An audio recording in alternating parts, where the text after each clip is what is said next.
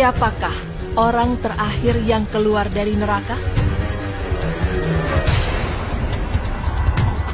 Pemirsa, mengenai surga dan neraka, tentunya kita sudah mengetahui informasi cukup banyak mengenai seperti apa isinya. Namun muncul pertanyaan yang cukup menggelitik mengenai informasi siapakah orang terakhir yang keluar dari neraka, sekaligus menjadi orang terakhir yang masuk surga. Berangkat dari pertanyaan tersebut akan menjawabnya untuk Anda. Untuk menjawab hal ini ada kisah dari Abu Hurairah dalam hadis Sahih Muslim nomor 182 dan Sahih Bukhari 7437. Ia telah menceritakan hal ini juga kepada Atta' bin Yazid Al-La'its, bahwasanya para sahabat pernah bertanya kepada Rasulullah SAW, apakah engkau akan melihat Tuhan kami kelak pada hari kiamat? Maka Rasulullah SAW balik bertanya, apakah kamu sekalian merasa kesulitan melihat bulan pada malam purnama? Mereka menjawab, tidak. Selanjutnya Rasulullah SAW bertanya lagi, apakah kalian merasa kesulitan melihat matahari yang tidak ada awan yang menghalangi? Mereka menjawab, tidak. Mendengar jawaban itu, Rasulullah SAW bersabda, seperti itulah kamu sekalian akan melihatnya. Pada hari kiamat nanti, Allah akan mengumpulkan seluruh umat manusia, lalu Allah berfirman kepada mereka, hendaknya setiap orang mengikuti sesuatu yang disembahnya selama di dunia. Oleh karena itu, orang yang menyembah matahari mengikuti matahari, orang yang menyembah bulan mengikuti bulan, dan orang yang menyembah berhala mengikuti berhala. Sedangkan orang-orang munafik dari kalangan umat Muhammad tetap berdiri di tempat dan tidak bergerak sama sekali, karena yang disembah oleh mereka tidak jelas.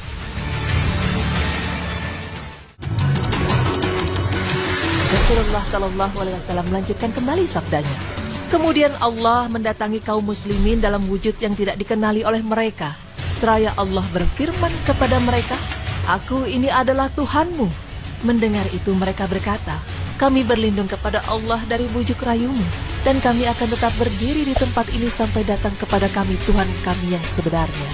Kemudian Allah datang kepada mereka dalam wujud yang mereka kenal, dan Allah berfirman kepada mereka, aku ini Tuhanmu yang sebenarnya.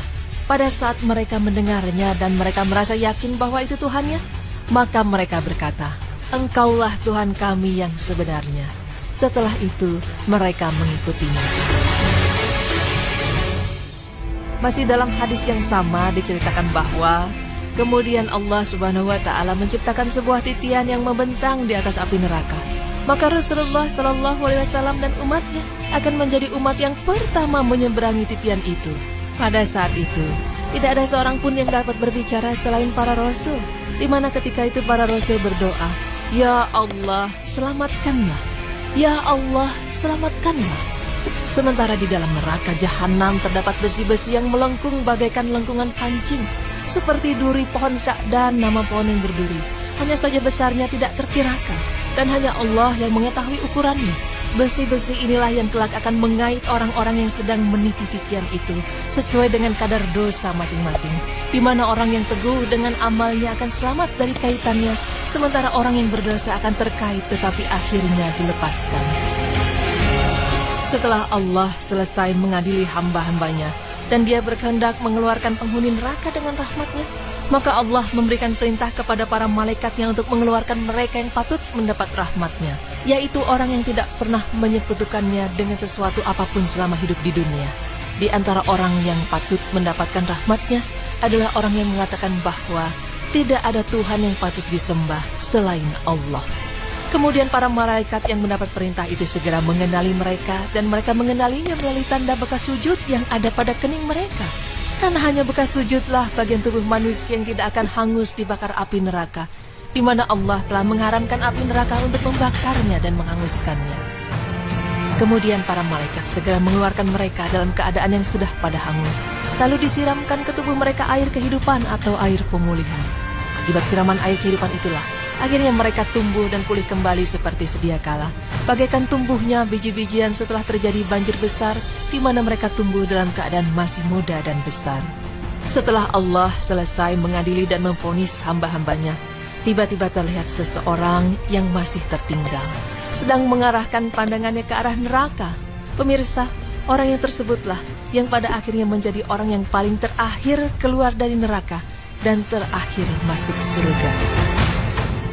Kemudian pada Allah, dia memohon, "Wahai Tuhanku, palingkan mukaku dari neraka, karena baunya telah meracuniku, dan kobaran apinya telah membakarku." Permohonan itu diulangnya berulang kali.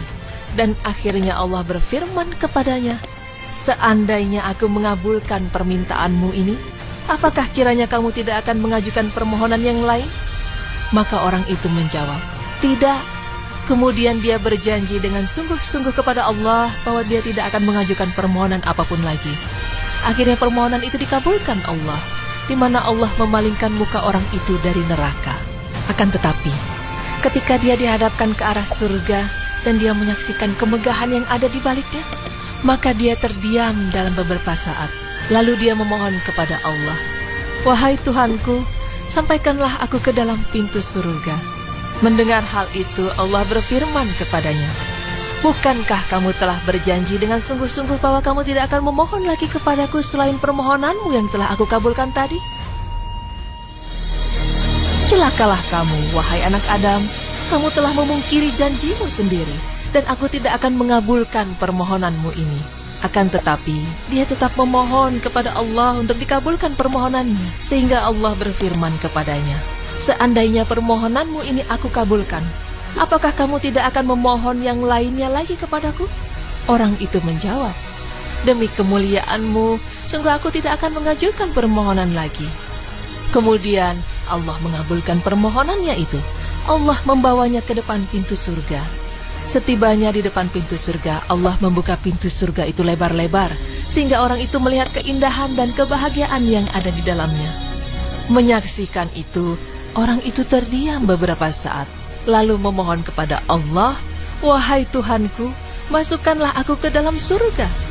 Mendengar hal itu, Allah berfirman kepadanya, "Bukankah kamu telah berjanji bahwa kamu tidak akan mengajukan permohonan lagi kepadaku setelah permohonanmu yang tadi aku kabulkan? Celaka kamu, wahai anak Adam, kamu telah memungkiri janjimu sendiri, dan aku tidak akan mengabulkan permintaanmu itu." Akan tetapi, orang itu terus-menerus memohon kepada Allah, "Wahai Tuhanku, janganlah kiranya hamba-Mu ini menjadi orang yang paling celaka." Kemudian ia mengulang-ulang permohonannya. Allah berfirman kepadanya, "Masuklah kamu ke dalam surga." Pada saat orang itu masuk ke dalam surga, Allah berfirman kepadanya, "Sekarang angankanlah segala keinginanmu." Kemudian orang itu memohon kepada Allah dengan mengajukan berbagai macam keinginannya dan mencita-citakan berbagai macam kenikmatan, sampai Allah mengingatkannya kepada berbagai kenikmatan yang tidak diketahuinya. Lalu Allah berfirman kepadanya, "Nikmatilah olehmu kemewahan dan kenikmatan yang telah disediakan ini, bahkan akan ditambah lagi dengan berbagai kenikmatan sebanyak itu pula." Ya, pemirsa beriman, dialah orang terakhir yang akan keluar dari neraka, di mana Allah Subhanahu wa Ta'ala menjadikan ia sebagai orang terakhir yang masuk surga. Allah Maha berkehendak untuk mengeluarkan penghuni neraka dengan rahmat-Nya. Semoga kita merupakan orang yang mendapat rahmat dari Allah Subhanahu wa Ta'ala, sehingga kita bisa diselamatkan dari neraka dan merasakan nikmatnya surga.